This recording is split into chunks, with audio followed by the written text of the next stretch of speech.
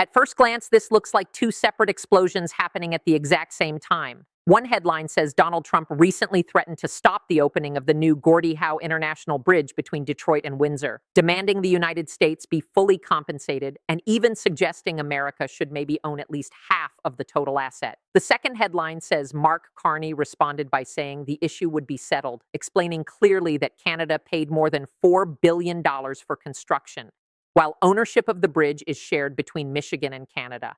But there is a third headline hiding underneath both of those stories, and that may be the one that matters most.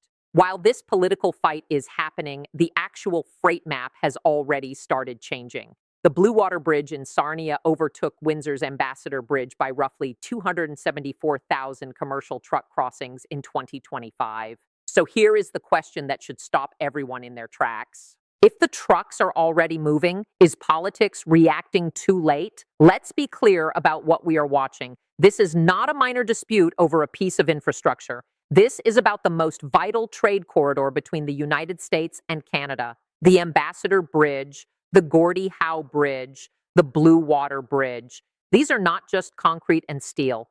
They are the arteries of a nearly $1 trillion trading relationship.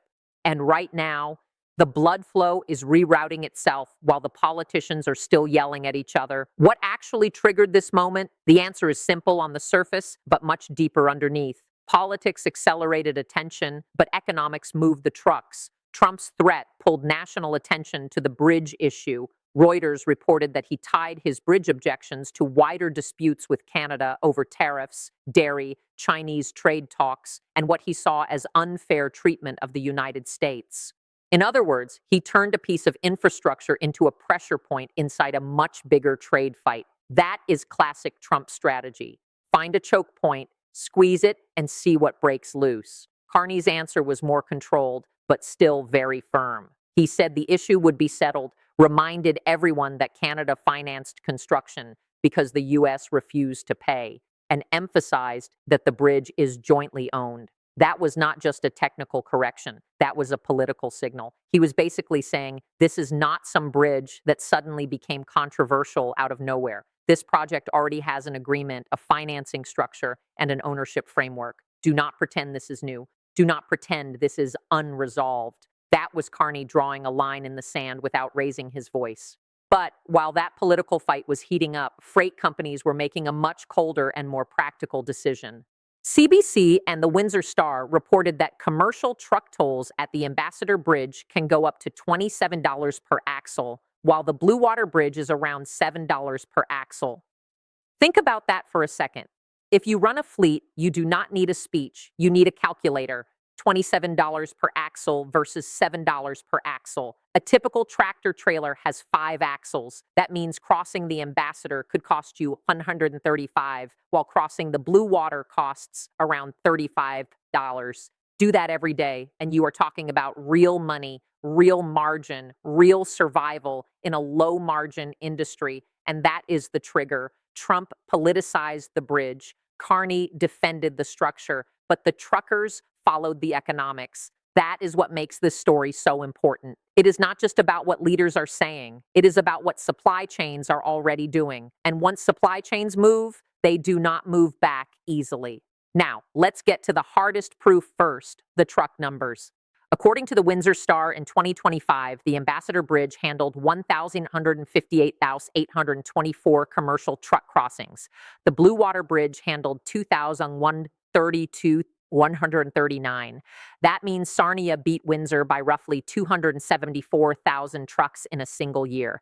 That is not a rounding error. That is not a tiny edge. That is a real shift in cross-border freight movement. We are talking about nearly 300,000 heavy trucks choosing a different route. Each one of those trucks represents goods, wages, delivery times, and supply chain decisions made by real logistics professionals who do not care about political theater. CBC reported that the same trend continued into 2026. In the first 3 months of the year, the Ambassador saw 496,796 truck trips, while Blue Water saw 531,732. So this is not just a 1-month fluke. It is not one weird spike. It is a pattern. And when you see a pattern in freight data, that usually means the industry has already adjusted before the public conversation catches up. That matters because freight data is much harder to spin than political rhetoric. Politicians can reframe a headline. Trucks do not do spin. Trucks go where the cost, route, and timing make sense. So if the trucks moved north, something fundamental changed. And here is where it gets serious. Once supply chains adapt, they do not always snap back. Think about what it takes to reroute a fleet. You have to retrain drivers. You have to renegotiate delivery windows. You have to adjust warehouse receiving schedules. You have to communicate with customers about potential delays or changes. That is not a small thing. So when 274,000 trucks shift in a single year, that is not a temporary test. That is a structural change in motion. Now let's talk about why this happened beyond the tolls. CBC says commercial tolls on the Ambassador Bridge can reach up to $27 per axle, while Blue Water is about $7 per axle.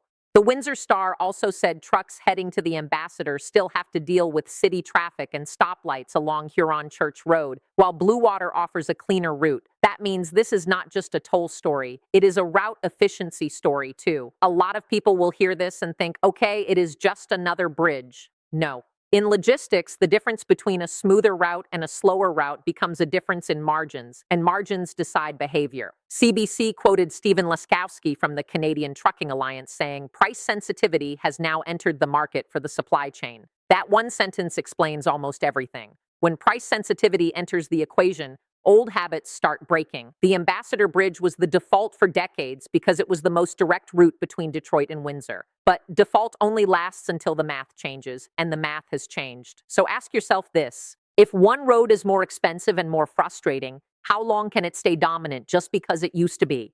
That is the question the numbers are forcing now.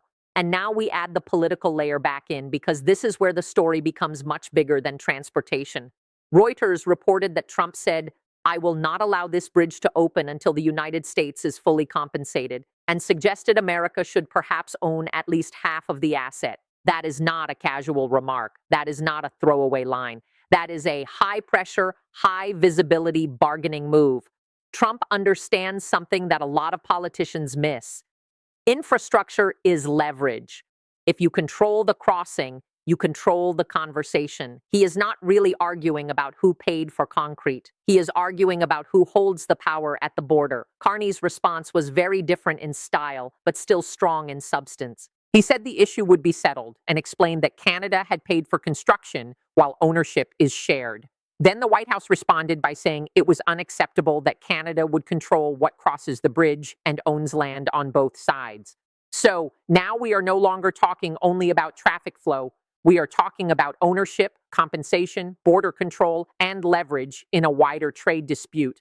And that is exactly why this story feels bigger than the average infrastructure update. Because once a bridge becomes part of a political power struggle, every truck crossing that bridge starts to mean more. The political reaction tells you how explosive this could become. Reuters reported that Michigan officials pushed back hard. Governor Gretchen Whitmer's office said Canada financed the project and that it was going to open one way or another. Senator Alyssa Slotkin warned that canceling the project would mean higher costs for businesses, weaker supply chains, and fewer jobs. Representative Debbie Dingell said Canada is a friend and ally, and that this kind of pressure hurts the regional economy. The Detroit Regional Chamber called the Gordie Howe Bridge the most consequential infrastructure project in the region of this generation, and warned that blocking it would have tremendous consequences. Reuters also noted that the U.S. Department of Homeland Security estimated the bridge would save travelers $12.70 million annually by reducing congestion and improving flow. So, when business groups, state officials, and national leaders are all reacting at once, that usually means the issue is not symbolic anymore. It is material. It touches jobs. It touches shipping. It touches cost. It touches political leverage. And if it touches all of that, your audience should care. To understand how serious this corridor is, you have to go back to 2022. CBC reported that the 6-day Ambassador Bridge blockade delayed an estimated $3.26 billion worth of goods. About 40% of what crossed that bridge involved automotive parts, machinery, and electrical equipment. Michigan Public, citing the Anderson Economic Group, reported that the Detroit and Port Huron disruptions cost automakers $155 million in lost production and workers nearly $145 million in lost wages, about $300 million in direct losses. Why bring that up now?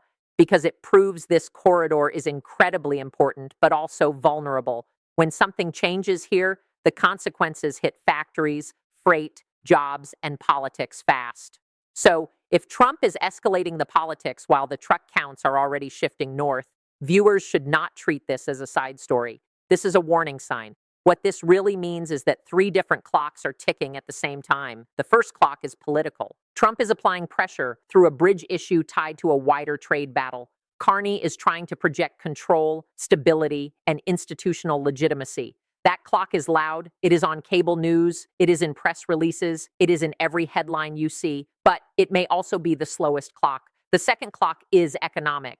The freight market is not waiting for the politicians. It is already shifting based on tolls, route efficiency, and time savings. Blue Water gained the trucks because right now the economics make sense. That clock is quiet. You do not see it on the evening news. You see it in spreadsheets, in dispatch logs, in the daily decisions of fleet managers who do not have time for political theater.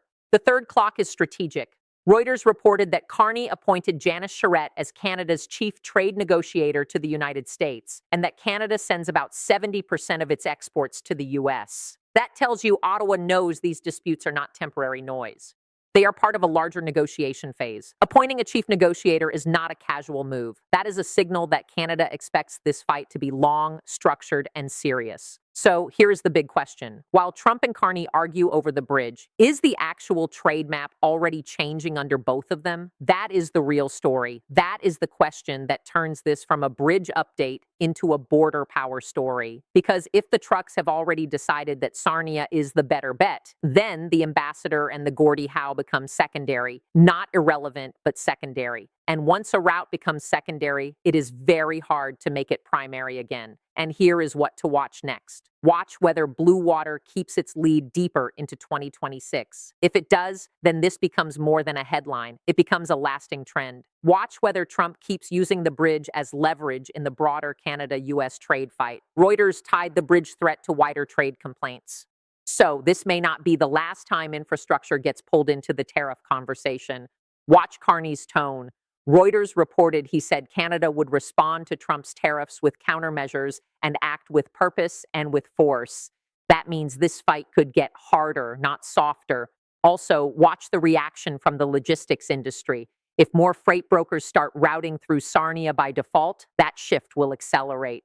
If insurance companies start adjusting rates based on route risk, that shift will accelerate. If warehouse networks start repositioning inventory closer to the Blue Water Bridge, that shift will become permanent. These are the hidden gears of cross-border trade, and they are already turning. There is another angle that most commentators are missing. The Gordie Howe Bridge is not even fully open yet. The political fight is happening before the bridge has carried its first commercial load. That means the debate is entirely theoretical from an operational standpoint. But the truck shift to Blue Water is real. It is happening now.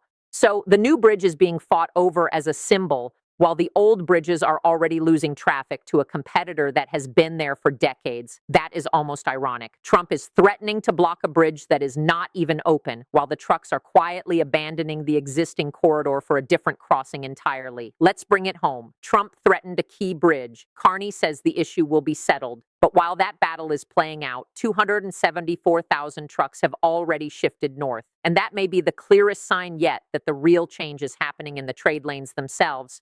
That means this story is about more than who said what. It is about who controls the route, who shapes the next trade map, and who ends up with real leverage when politics meets logistics. The trucks voted first. They voted with their axles, their fuel bills, and their delivery schedules. They voted for the route that costs less and moves faster, and now the politicians are playing catch up. That is the real headline. That is the story that matters. Because in the end, trade does not care about your press conference. Trade cares about the path of least resistance. And right now, that path runs through Sarnia, not Windsor, and certainly not through a political fight over a bridge that has not even opened yet. Please hit the bell icon and subscribe to my channel for more daily updates on this evolving situation.